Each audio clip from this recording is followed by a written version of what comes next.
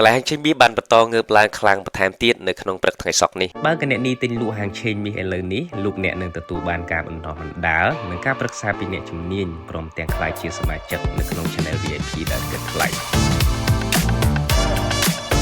សូមស្វាគមន៍មកការវិភាគតម្លៃហាងឆេងមាសប្រចាំថ្ងៃសុក្រទី12ខែធ្នូឆ្នាំ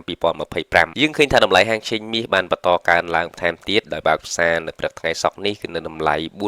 $4,281ក្នុង1អោនឬក៏ប្រមាណជា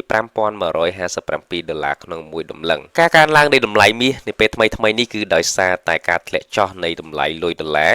ដោយសារតែគោលនយោបាយរបស់ធនាគារកណ្ដាលសហរដ្ឋអាមេរិកទើបតែកាត់បន្ថយអត្រាការប្រាក់នៅពេលថ្មីនេះយើងមកមើលការវិភាគតម្លៃហាងឆេងមាសប្រចាំថ្ងៃសុក្រនេះទាំងអស់គ្នាថាតើអាចបន្តកើនឡើងបន្ថែមទៀតទៅដល់កម្រិតណាខ្លះហើយថាតើយើងអាចធ្វើការទិញពីតំបន់ណាបន្ថែមទៅបានបងប្អូនយើងចូលទៅមើលកត្តាបច្ចេកទេសទាំងអស់គ្នាពេលយើងចាប់ផ្ដើមមើលពីបកគោប្រចាំថ្ងៃទៅមុនបាទសម្រាប់បកគោប្រចាំថ្ងៃខ្ញុំមើលឃើញថាមាសគឺស្ថិតនៅក្នុងទំនោរកើនឡើងដដែលទេបាទហើយមួយទៀតយើងមើលឃើញថាមាសគឺវាបានបំបែកចន្លោះជួញដូរខ្លីដែលខ្ញុំជំរាបជូនបងប្អូននេះមុនបាទនៅក្នុងតំបន់នេះបាទចឹងលើវាបំបែកទៅលើហើយអញ្ចឹងទិសដៅបន្ទាប់របស់វាគឺបាទនៅតំបន់ខាងលើនេះឯងអាចនឹងទៅរកទិសដៅរបស់វាគឺ4000បាទ380ទៅ$4,400ក្នុង1អោនចឹងសម្រាប់មាសខ្ញុំនៅមើលឃើញឡើងបន្តហើយអាចទិញយកប្រាក់ចំណេញបន្តបានឥឡូវយើងចូលទៅមើលបកគោ time frame តូចជាងនឹងបន្តិចបាទយើងចូលទៅមើលបកគោរយៈពេល1ម៉ោងរយៈពេល1ម៉ោងខ្ញុំបានបែងចែកជាកម្រិតទាបហើយនិងកម្រិតខ្ពស់បាទកម្រិតទាបគឺយើងធៀមទិញកម្រិតខ្ពស់គឺយើងធៀមបិទយកផលចំណេញក៏ដូចជាអាចធៀមធ្វើការលក់ចោះមកវិញអញ្ចឹងសម្រាប់មាសនៅក្នុងថ្ងៃនេះកម្រិតទាបមាន3តំបន់នោះតំបន់ទី1គឺនៅតំបន់$4,236ទៅ$4,245ក្នុង1អោនតំបន់ទាបទី2គឺនៅតំបន់$4,200ទៅ$4,215ក្នុង1អោនហើយនឹងតំបន់ទាបចុងក្រោយនោះគឺនៅ$4,170ទៅ$4,180ក្នុង1អោននេះគឺជាកម្រិតទាបដែលយើងអាចធ្វើការទិញឡើងបានបាទមិនថាបងប្អូនជួញដូររយៈពេលមធ្យមឬក៏បងប្អូនទិញទៅលើមាសគីឡូទេបាទតម្លៃនេះគឺសិតតែជាតម្លៃល្អហើយសម្រាប់តំបន់ខ្ពស់ដែលខ្ញុំមើលឃើញថានឹងទៅដល់នៅក្នុងថ្ងៃនេះគឺនៅតំបន់ទី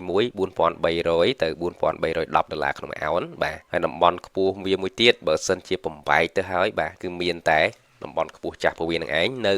$4,380ទៅ$4,400ក្នុង1អោនអញ្ចឹងសម្រាប់តំបន់ខ្ពស់នៅក្នុងថ្ងៃនេះគឺមានតែ2ទេហើយពីនេះបាទសិតតែតំបន់ខ្ពស់ខ្លាំងហើយបាទអញ្ចឹងសម្រាប់ទិសដៅមាសនៅក្នុងព្រឹកនេះបាទទិសដៅមាសនៅក្នុងព្រឹកនេះខ្ញុំមើលទៅបាទអាចនឹងបន្តកើនឡើងទៅលើបន្ថែមទៀតបាទអាចនឹងបន្តកើនឡើងទៅលើបន្ថែមទៀតជាពិសេសអាចទៅដល់$4,300ទៅ$4,310ក្នុង1អោនវាកំពុងតែបង្កើតគេហៅថាតំបន់ជួញដូរខ្លីនៅក្នុងតំបន់ខាងលើនេះអញ្ចឹងតំបន់ជួញដូរខ្លីនេះមិនមែនជា correction ទេបាទគ្រាន់តែជាគេហៅថា internal range ចន្លោះជួញដូរខ្លីនៅលើហ្នឹងអញ្ចឹង correction របស់វានៅខាងក្រោមនេះខ្ទង់$4,236ទៅ$4,245នេះអញ្ចឹងបើយើងមើលពីកម្លាំងមាសបច្ចុប្បន្នកម្លាំងលក់ចោះដូចជាអត់តន់ឃើញមានទេបាទអត់តន់ឃើញមានទេអញ្ចឹងវាអាចនឹងទៅលើបន្តហើយទិសដៅ$4,300ទៅ$4,310នេះបើបោកអត់ដាច់ទេបងប្អូនអាចបាទចារណាធ្វើការលក់ចោះមកវិញបានបើសិនជាបោកអត់ដាច់ណាអាចចារណាលក់ចោះមកវិញបានហើយចាំយើងបាទធៀមទិញឡើងទៅបន្តពេលដែល retrace ចុះមកអញ្ចឹងបើសិនជាមាសបើឡើងទៅ$4,300ឬក៏$4,310តំបន់ហ្នឹងបោកអត់ដាច់ធ្លាក់ចុះមកវិញអាចមកតំបន់ហ្នឹងឯងតំបន់ sideways ហ្នឹងបាទហើយបានងើបឡើងទៅលើបន្តប៉ុន្តែក្នុងករណីមួយទៀតបើសិនជាមាសវាបោកដាច់គេហៅថាចន្លោះជួញដូរខ្លីហ្នឹងណាអញ្ចឹងហ្នឹងគឺវាបង្កើតជា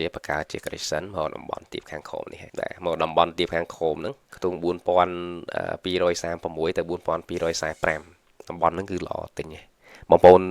ទិញមាសគីឡូអីក៏ទិញបានដែរបាទអញ្ចឹងសម្រាប់ហាងឆេងមាសនៅក្នុងថ្ងៃនេះបាទហាងឆេងមាសនៅក្នុងថ្ងៃនេះគឺខ្ញុំសូមជំរាបជូនបងប្អូនយើងនៅតែអាចបន្តទិញឡើងទៅលើបានដដែលបាទ